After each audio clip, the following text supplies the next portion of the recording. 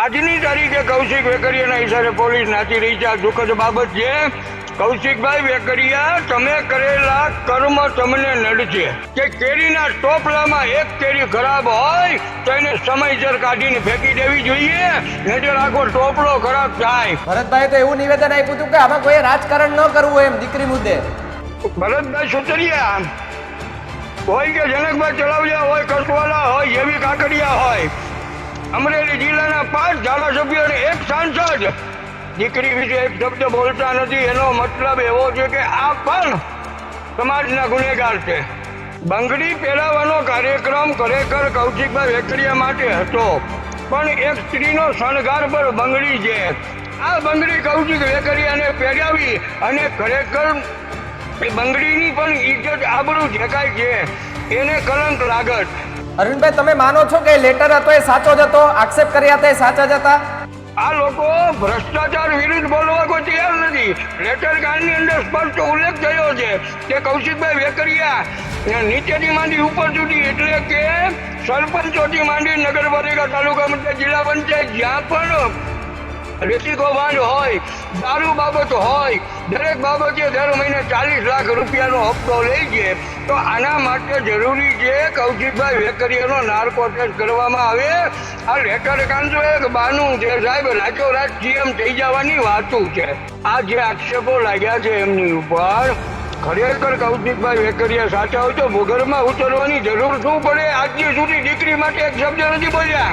કોંગ્રેસના જે નેતાઓ છે તેના દ્વારા અમરેલીમાં જે ધરણા પ્રદર્શન રાખવામાં આવ્યું હતું અને આમરણ ઉપવાસનો કાર્યક્રમ રાખવામાં આવ્યો હતો, એને કઈ રીતે જુઓ છો? પરેશ ધાનાણીને બધા ઉપસ્થિત હતા ત્યાં. કૌશિક વેકરિયા ઉપર કોઈ પ્રકારના પગલાં લેવામાં ન આવે એટલા માટે આ કાર્યક્રમમાં કૌશિકભાઈના જ કહેવાથી અમારી અટકાયત થઈ છે, નજરકેદ કરવામાં આવ્યા. સવારથી અત્યારે 5 વાગ્યા સુધી, 5 વાગે મને છોડવામાં આવ્યો સાહેબ. તમે અવાજ ઉઠાવો છો, તમે સદંતર અવાજ ઉઠાવો છો આના ઉપર, તો તમારે અટકાયત કેમ થઈ જાય છે? કેમ પોલીસ આગળ કરી રહી છે તમારે ત્યાં?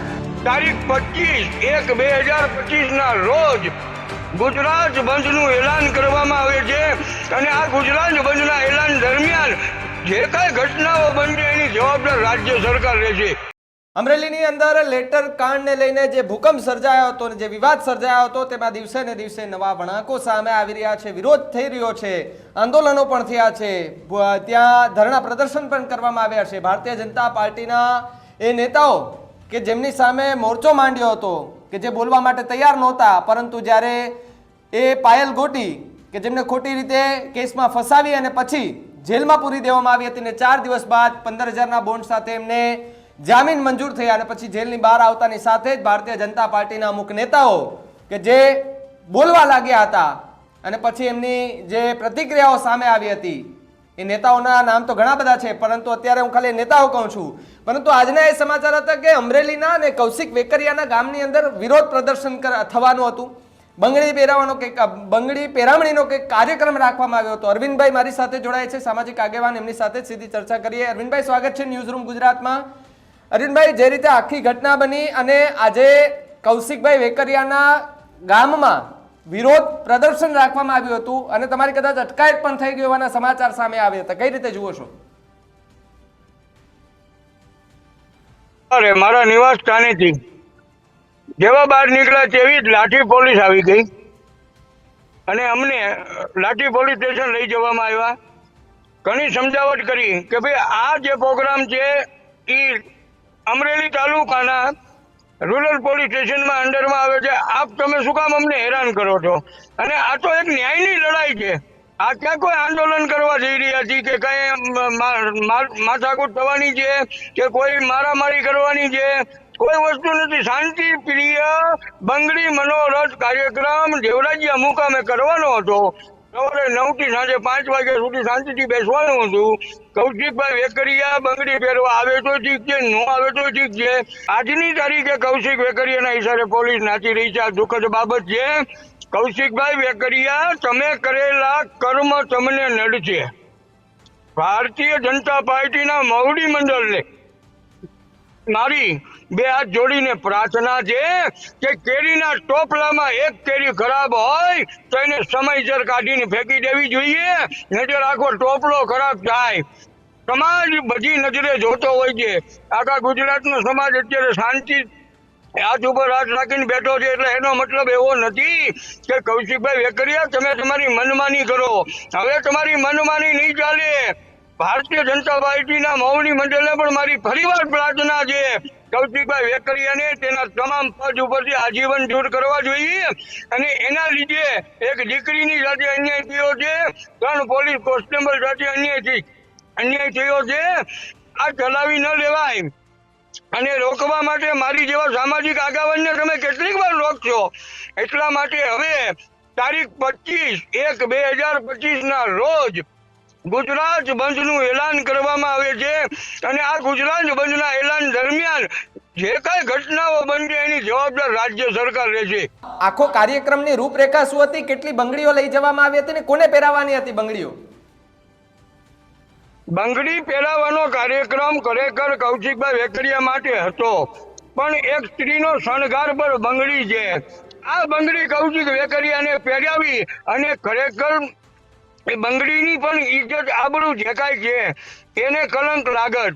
પણ કૌશિકભાઈ વેકરિયા સાચા નથી, એટલા માટે બંગડી પહેરવા આવે નહીં.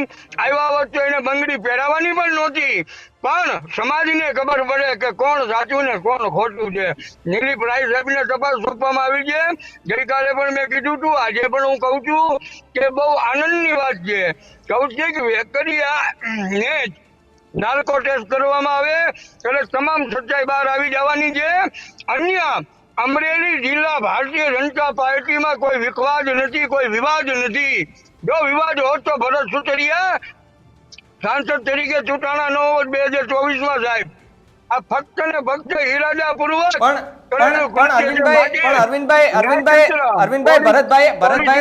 ભરતભાઈએ તો એવું નિવેદન આપ્યું હતું ત્યારે કે ભાઈ આમાં કોઈ રાજકારણ કરવું નહીં.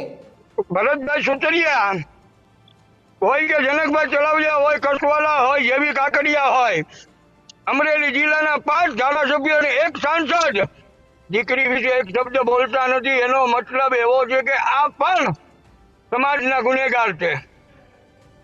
આ દીકરી માટે બોલવું જોઈએ. પણ અરવિંદભાઈ મનોરથ કાર્યક્રમ ઘણા બધા જોયા છે. ઘણા બધા એવા માંગલિક પ્રસંગો હોય છે કે જેની અંદર કાર્યક્રમો થતા હોય છે, પરંતુ આ મેં પહેલી વાર સાંભળ્યું છે કે બંગડી મનોરથ કાર્યક્રમ યોજવામાં આવ્યો. કઈ રીતે વિચાર આવ્યો આખો કાર્યક્રમ યોજવાનો? આ જે દીકરીને અન્યાય થયો છે એના માટે અન્ય પાર્ટીના કોઈ પણ નેતાઓએ જે કાંઈ કાર્યક્રમો કર્યા છે એ ફક્ત ને ફક્ત એક જ વાત ઉપર કર્યા છે કે ભાઈ દીકરીને ન્યાય, દીકરીને ન્યાય, દીકરી નિર્દોષ. દીકરીને તો શ્રી સરકારે રેગ્યુલર જામીન આપ્યા છે સાહેબ. દીકરી નિર્દોષ કેવી રીતે છૂટી શકે? કાયદાની જે કઈ પ્રક્રિયા છે એમાંથી પસાર થવાનું છે, અને દીકરી એમાંથી પસાર થઈ રહી છે. આ લોકો ભ્રષ્ટાચાર વિરુદ્ધ બોલવા કોઈ તૈયાર નથી.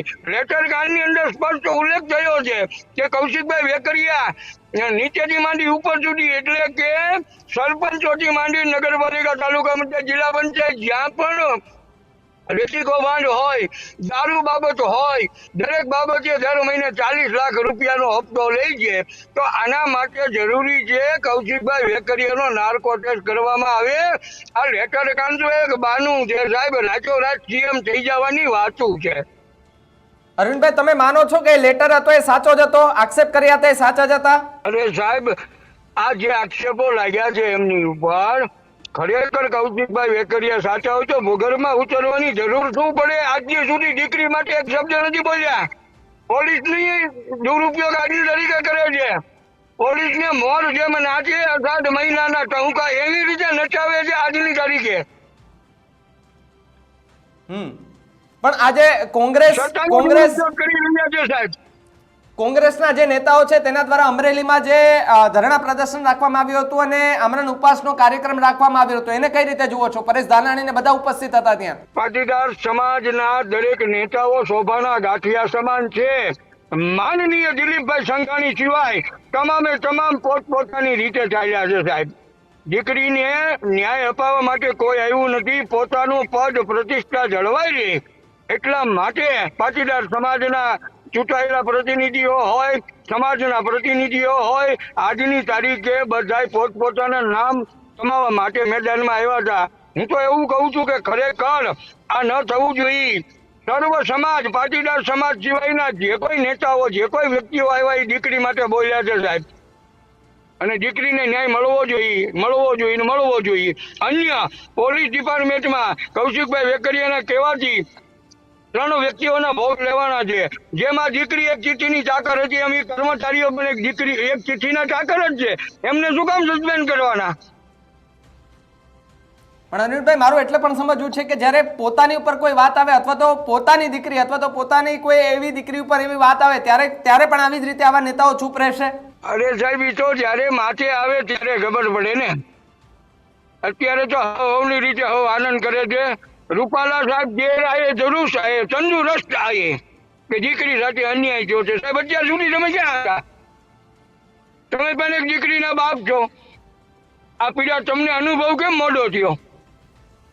આની જગ્યાએ તમે દિલીપભાઈ સંઘાણીને લઈ લો સાહેબ. સૌથી પહેલા આવ્યા છે, દીકરીને જેલમાં મળવા ગયા છે.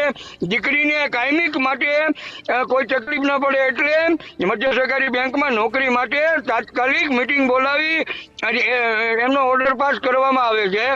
આને સાચો પાટીદાર નેતા કહેવાય કે જ્યારે સમાજને જરૂર પડે ત્યારે 18 વર્ણ માટે દિલીપભાઈ સંઘાણી ઉભા રહ્યા છે. બાકી અમરેલી જિલ્લાનો એક પણ નેતા ક્યારેય પણ ઉભો નથી રહ્યો, ઉભો રહેવાનો નથી. આ એનું મોટામાં મોટું પ્રમાણ છે સાહેબ. તો પછી અરવિંદભાઈ, એમની અમરેલીની જનતા જાણે છે, અમરેલીની જનતા બધું જ જાણે છે કે અમારું કોઈ સાથ નથી દેવાનું, છતાં પણ કેવી રીતે ચૂંટાઈને મોકલે છે આવા નેતાઓને? તો મારો રામ જાણે સાહેબ. હવે પછીના ઇલેક્શનોમાં જોઈએ શું થાય છે. પણ હું એવું માનું છું કે કેરીના ટોપલામાં એક કેરી ખરાબ હોય તો એને સમયસર કાઢીને ફેંકી દેવી જોઈએ, નહીં તો આખો ટોપલો ખરાબ થઈ જાય સાહેબ. આ અમે ભણતા ત્યારે અમારા સાહેબ આ વસ્તુ અમને કહેતા. આજે ભારતીય જનતા પાર્ટીના મૌની મંડળે આ બાબતે ઊંડાણપૂર્વક ચિંતન કરવું જોઈએ અને કૌશિકભાઈ વેકરિયાને તમામ પદો ઉપરથી દૂર કરવા જોઈએ. આખા વિવાદનો જડ, આખા વિવાદનું મૂળ કૌશિકભાઈ વેકરિયા છે. આ સ્પષ્ટપણે જનતા પણ જાણે છે, અમરેલી પોલીસ પણ જાણે છે, ભારતીય જનતા પાર્ટીનું મૌની મંડળ પણ જાણે છે. છતાં પણ બધા ચૂપ બેઠા છે. કોઈ દીકરી માટે કૌશિકભાઈ વેકરિયા વિરુદ્ધ આજ દિવસ સુધી કોઈ પગલા ભરવામાં નથી આવ્યા. એટલા માટે આગામી તારીખ 25/1/2025 ના રોજ ગુજરાત બંધ અરવિંદ રાણપરિયાનું એલાન કરે છે. અને આ તમામ બંધ દરમિયાન જે કાંઈ ઘટનાઓ ઘટશે એની સંપૂર્ણ જવાબદારી રાજ્ય સરકારની રહે છે. અરવિંદભાઈ, તમારી પાસેથી મારે એ પણ સમજવું છે કે જે રીતે આખી આ ઘટના બની અને પછી ઘટનાની અંદર જે તમે આજે બંગડી મનોરથ કાર્યક્રમ રાખવામાં આવ્યો ને તમારી અટકાયત થઈ ગઈ હતી, હવે કયો આગળ કાર્યક્રમ? બંગડી મનોરથ પછી હવે કોઈ કાર્યક્રમ રાખવામાં આવશે દીકરીને ન્યાય અપાવવા માટે થઈ? અત્યારે સાહેબ 25/1/2025 ના રોજ બંધનું એલાન છે. આગળ પછી વિચારીશું. રાજ્ય સરકાર પાસે અત્યારે 7 દિવસનો સમય છે, 9 દિવસનો સમય છે. 9 દિવસમાં રાજ્ય સરકાર શું પગલા લે છે કૌશિકભાઈ વેકરિયા વિરુદ્ધ, ત્યાર પછી આગામી કાર્યક્રમોની જે કાંઈ હશે એ આપણે જાણ કરીશું સાહેબ. અરવિંદભાઈ, મારો છેલ્લો પ્રશ્ન આપને એ છે કે પાટીદાર સમાજના ઘણા બધા નેતાઓ સત્તા પક્ષની અંદર છે, રાજકારણની અંદર છે. એવા નેતાઓ કેમ પોતાની દીકરી, પોતાની બહેન સમજીને બહાર નથી આવતા? કેમ ખુલીને બોલતા નથી આ મામલે? હવે સાહેબ એ તો એમને પૂછી તો જ ખબર પડે. 40 પાટીદાર નેતાઓ, હાલ કોઈ ધારાસભ્ય, કોઈ સાંસદ છે સાહેબ, પણ ખુલીને નહીં બોલવા પાછળનું કારણ તો એમને જ પૂછવું પડે. એ હું કેવી રીતે કહી શકું સાહેબ? તો પછી તમે બોલો છો તો તમારી અટકાયત કેમ થઈ જાય છે? પાટીદાર સમાજની દીકરી હોય કે અન્ય સમાજની દીકરી, એના માટે એક જ નેતા આવ્યા છે, એમનું નામ દિલીપભાઈ સંઘાણી છે. અને મને ગર્વ છે કે સાહેબ 18 વર્ણ માટે ઈ નેતા આજે 40 વર્ષથી આ ફિલ્ડમાં છે અને 40 વર્ષથી કામ કરી રહ્યા છે સાહેબ. અરવિંદભાઈ, છેલ્લે એ પણ સમજવું છે, તો તમે અવાજ ઉઠાવો છો, તમે સદંતર અવાજ ઉઠાવો છો આના ઉપર, તો તમારે અટકાયત કેમ થઈ જાય છે? કેમ પોલીસ આગળ કરી રહી છે તમારે ત્યાં? સીધું અને છટ સાહેબ, સીધું જ ગણિત છે. કૌશિક વેકરિયા ઉપર કોઈ પ્રકારના પગલા લેવામાં ન આવે એટલા માટે આ કાર્યક્રમમાં કૌશિકભાઈના જ કહેવાથી અમારી અટકાયત થઈ છે, નજરકેદ કરવામાં આવ્યા. સવારથી અત્યારે 5 વાગ્યા સુધી, 5 વાગે મને છોડવામાં આવ્યો સાહેબ. તો કોઈ કાર્યવાહી થશે? કોઈ કાર્યવાહી થશે?